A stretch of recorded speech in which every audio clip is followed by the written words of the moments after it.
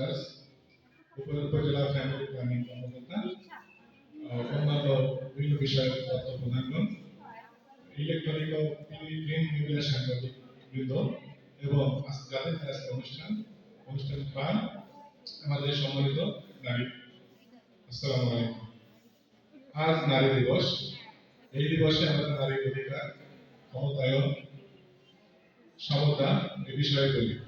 আসলে এই দিনটা শুধু একটা উদযাপন দিন নয়, এই দিনটা আমাদের নারীর প্রতি প্রতিজ্ঞা, নারীর প্রতি যে আমাদের সমতা ফিরে দেওয়ার প্রতিজ্ঞা, এটা নবায়নের একটি দিন। আমরা যেন এই দিনটা শুধু উদযাপনের জন্য ব্যবহার না করি। আমাদের জাতীয় কবি তার কবিতায় বলছেন, আমরা এই কবিতা অনেকের ক্ষেত্রে বলি যে সামনের গান গাই, আমার চোখেতে নারী পুরুষ কোনো ভেদাভেদ নেই।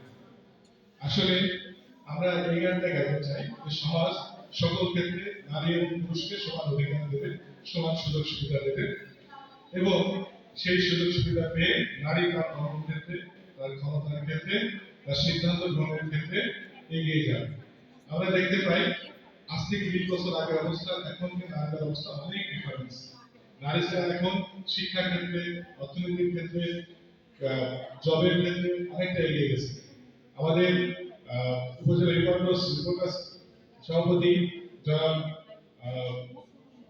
সন্দীপ দাস বলতেছিলেন যে আমাদের রাজবাড়ী জেলার ডিসি স্যার একজন নারী, এসপি স্যার একজন নারী এবং বিভিন্ন অফিসের দপ্তর প্রধান একজন নারী। নারীরা কিন্তু তার যোগ্যতা দিয়ে অর্জন করেছে। তারা যোগ্যতা দিয়ে জেলা জজ উনিও একজন নারী। তো তারা কিন্তু যোগ্যতা দিয়েই এগিয়ে আসছে। আমি আমার মেডিকেলের কথা বলতে পারি।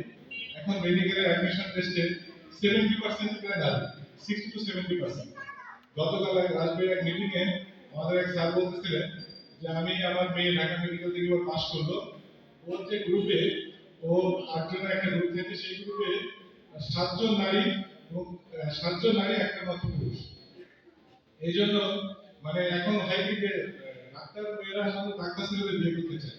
এখন দেখা যাচ্ছে যে মেয়েরা এত বেশি হয়ে গেছে মেডিকেলে যে সবাই ডাক্তার ছেলে পাচ্ছে না, ছেলেদের সংখ্যা বেড়ে গেছে। এটাই বাস্তব। নারীরা কিন্তু এটা যোগ্যতা দিয়ে এগিয়ে যাচ্ছে।